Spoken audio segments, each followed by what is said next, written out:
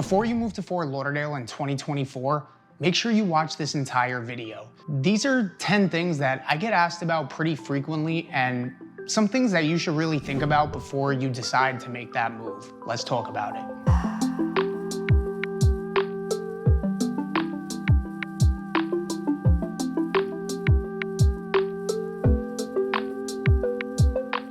So let's get right into it. 10 things you need to know about moving to Fort Lauderdale.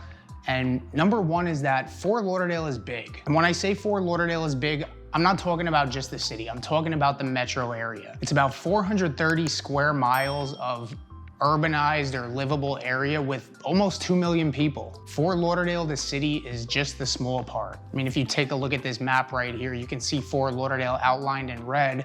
Then you see Broward County, which is the Fort Lauderdale metro area, outlined in yellow. You can see how big of an area this is. And while yes, it is a large area, it's not one of those metro areas where it's gonna take you an hour and a half to drive from the suburbs to the center of the city. And I'm curious, if you live in one of those metro areas where you can be 2 hours away from the downtown and still be considered in the metro area, let me know in the comments. But there's so much more than just the city of Fort Lauderdale itself, and honestly, you can still be 10 miles away and get there fairly easily when you need to. And getting this phase of your research down before you decide to make that move here is probably one of the best things that you can do for yourself. And I always like to say that, yes, it's important to find the areas that you like, but it's more important to rule out those areas that you absolutely hate, which is exactly why you gotta reach out to us. We are a team of realtors here in South Florida, and we make these videos to give you something that I didn't have when I moved out here 5 years ago. And we hope you get value from these videos, and we wanna hear from you. If you're planning on buying or even selling in South Florida,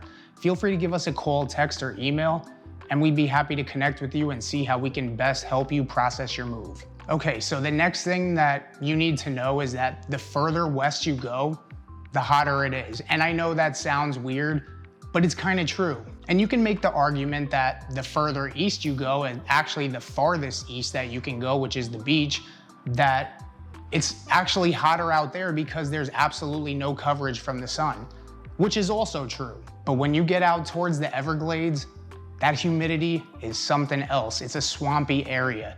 It's extremely humid out there. And I really noticed this to be true when I made my Coral Springs vlog in August of 2023. Bear with me, because it's hot out here. I know you can't feel it. I don't know if you can tell, I'm struggling out here. It's definitely a noticeable feeling, and it can be very uncomfortable during the summer. Now, is it enough to say that if you move further east, it's gonna save you from that? Absolutely not. But it's something that I had to figure out, and I guess if you have a weaker tolerance to humidity, you probably just want to stay a little bit further east from the Everglades. Actually, if you have a weak tolerance to humidity, Florida may just not be for you in the first place. And the next thing that you need to know is that we have a ton of bugs, and our wildlife is a bit different out here. And the bugs also come with the humid territory. Typically, when you think of roaches, or if you see a roach in a house, you're gonna think dirty, the house is dirty. Well, that's not the case out here. These types of bugs are attracted to moisture, they're attracted to water, and it's not uncommon to find dead roaches in a house out here. And I know a lot of people who have issues with mosquitoes out here. To be honest, I felt like I got bit more when I lived out in Jersey than I do out here. So I guess that's gonna vary by person to person. I don't experience an issue with mosquitoes, but something in addition to the bugs is our wildlife. You won't see deer, you won't see rabbits, but you will see lizards, you will see iguanas, you will see those big dragon-looking iguanas, and you're gonna see peacocks roaming the streets. And it's kind of a sight to see when you see peacocks in somebody's front yard. And these critters are harmless, at least to my knowledge they are. I think they're just more invasive than anything. And I often get asked about alligators. To be honest, I've only seen one alligator since I've lived out here. Maybe it was a crocodile because it was swimming in water. But you will from time to time hear of people seeing crocodiles swimming out in canals. But I don't think that's something that should stop you from moving here. I mean, unless you're deathly afraid of them and you just don't even want to take the chance. Like I said, I've seen one in the 5 years that I've been here, and it's just not really something that's a major concern, but it is cool that our wildlife is a little bit different out here than what you may be used to. Okay, our busy season gets really busy.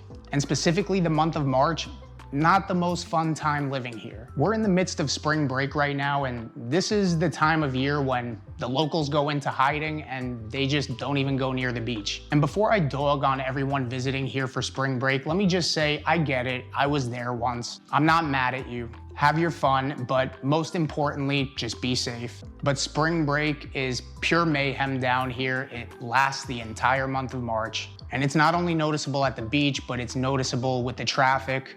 Sometimes it costs more to park in certain areas. The airport is congested, and it's just overall congested out on the roads, people walking. You just notice a big difference. And it's not just like regular tourists. It's that spring break crowd the entire month of March. Now, for the people visiting, it probably doesn't seem like that big of a deal because for them, it only lasts a few days, maybe a week at most. But for us that live here, it's the entire month because different schools have off different weeks. And then to make matters worse, not only is it spring break, but St. Patrick's Day is right in the middle of the month as well. And when you combine the two, I'm sure you can just imagine. And Fort Lauderdale has a big St. Patty's Day parade where they pretty much shut down Las Olas for the entire day. Traffic is a nightmare, and then you have like the Shamrock Run, which is a 4-mile run where roads are closed off and then the bar crawls. But it's things like this that help fuel our economy, and I can't be mad at it. It's just March is not a fun month here, that's all. But the good thing is after this, it's pretty much the unofficial end to our busy season where things start going back to normal. So let me preface this next one by saying that when most of you reach out to me, you want to move right in the city of Fort Lauderdale. You want to be close to the beaches, close to downtown, just close to everything. But a lot of you, when you actually do move here, you don't wind up buying in the city of Fort Lauderdale. And this is just because buying a home down here costs more than you might think. And this is just something that's reality. But like I said at the beginning of this video, narrowing down your areas of interest first is more important than looking at homes first. Because you don't want to find a home that checks all the boxes except the one thing that you can change, which is location, because you didn't reach out to us or just because you didn't take the time to figure that out. And let me just save you the trouble and give you just a basic guideline to go by. If you're looking at moving into East Fort Lauderdale, don't expect to buy a single family home for probably about $700,000 minimum, depending on the neighborhood, of course. But I would say $700,000 is a good starting point for a single family home in the city of Fort Lauderdale. Now, if you're willing to do a renovation, you could probably find something for a bit less, but $700K will probably get you an older 3-bed, 2-bath, probably built in the 60s with no garage. Now, if you're looking for something on a canal or some body of water, no less than 1 to 2 million. And then it just keeps going up from there. And condos are a different story. You will find condos that are much more affordable than single family homes, but you will be putting more money down, minimum 20 to 25%, and you will be paying higher HOA fees or maintenance fees, which typically increase every year, or at least they have been the last few years and are projected to at least through 2025. Like I said before, a lot of you that reach out to me that originally want to live in Fort Lauderdale, you don't wind up moving there because you realize that you can be a little bit further out, where your dollar will go a little bit further in the suburbs and you still pretty much have close access to everything. And suburbs will vary in price depending on which area you choose, but sometimes you can find a home for $500,000, where that same home in Fort Lauderdale would be $700,000. But I think a good guideline for the suburbs for a 3-bed, 2-bath, let's throw in a 2-car garage. I would say don't expect to pay less than $500, probably about $500 to $550. But again, location will have an impact on that. And the house will probably be built in the 90s, maybe the 80s, maybe the 90s, compared to the house in Fort Lauderdale that was maybe built in the 60s, which will have an impact on your homeowner's insurance, which is the next thing that you need to know. Homeowner's insurance is a bit pricey out here. And this is one of those unexpected costs that a lot of locals, they just don't know about it. How close you are to the water, the threat of natural disasters, and lawsuits have caused a lot of carriers to pull out of Florida. Not just Fort Lauderdale, Florida as a whole. And when I say lawsuits, I mean homeowners making fraudulent claims on their roof, for example, so that their insurance will cover them for a new roof. One of my clients just moved down here from the Washington, D.C. area, specifically Maryland, and they bought a home in East Fort Lauderdale in a flood zone, built in the 70s. It was a 3-bed, 3-bath, about 1,400 square feet. And they're paying about $7,000 a year in homeowners insurance. And that's not including their flood, which is just about $3,000 extra. So they're all in for about $10,000.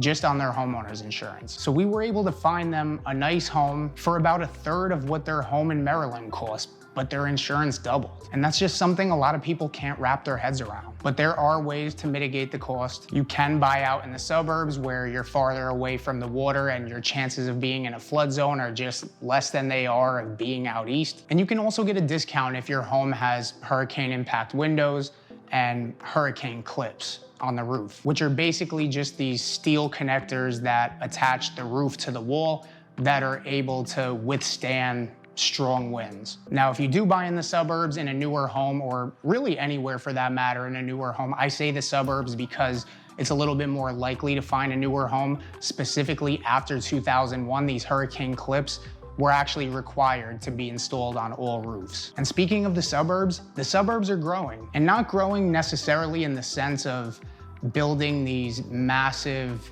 brand new construction communities like you would see in Texas or other parts of Florida like Tampa, but growing more in the sense of people are choosing to live out there because they're just being priced out of the city. And the suburbs still have everything you need, at least within a close proximity. It's not like you're living out in the middle of nowhere. And right now, a lot of our clients are realizing that you can still find something more affordable out there, maybe with more of a sense of community because it's in an HOA community that has amenities where you can meet other people, and the schools are better for the most part. The one thing to be aware of is that if the suburbs do keep growing at the rate that they are, they could eventually reach what they are in Fort Lauderdale. And the last thing that you want is to pay luxury prices, but not necessarily get luxury living out in the suburbs. Okay, you're gonna want a car living out here. And this is something that I get asked about frequently, the driving situation and the public transportation. And there are a few select areas where you can get by without a car, like the downtown area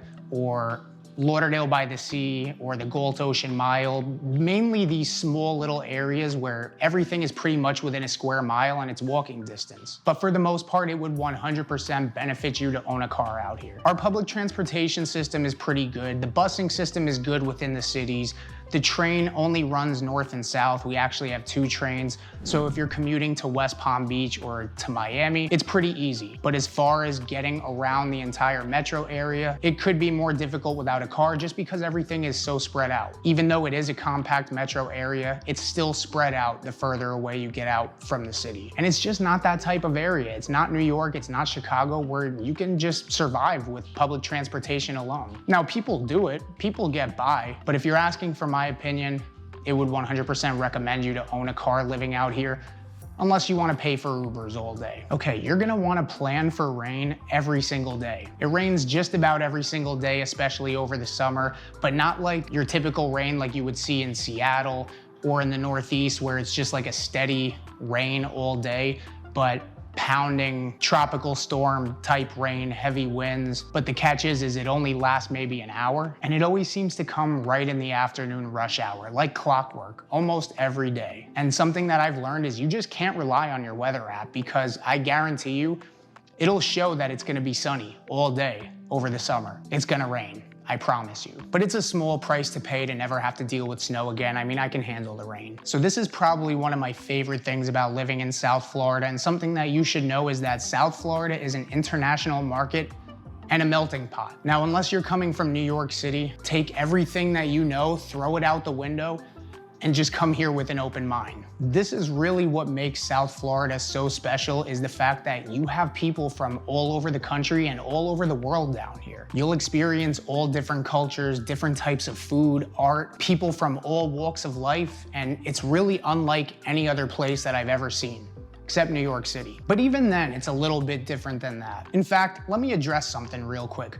A lot of you like to make fun of my accent on here. Yes, I'm calling you out. And if you can't handle accents or people from different walks of life, then you should probably just click off this video, because South Florida is probably not the place for you. Okay, I'm just kidding. All jokes aside, we'd love to have you here, but we love the culture down here and getting to meet people every day from all over the world. And people just like yourself who came here not knowing anyone, not knowing anything. It's just something really cool to see. So no matter where you are, we want to hear from you. And I hope you got value from this video. And if you did, like I said, we want to hear from you. We want to help you. Give us a call, text, or email, or go to the link in my description fill out a form. We'll contact you. However you want to do it, we're happy to help. If you're watching this and you're down here for spring break, have fun, be safe. For the rest of you, enjoy the rest of your weekend, and we'll catch you on the next one.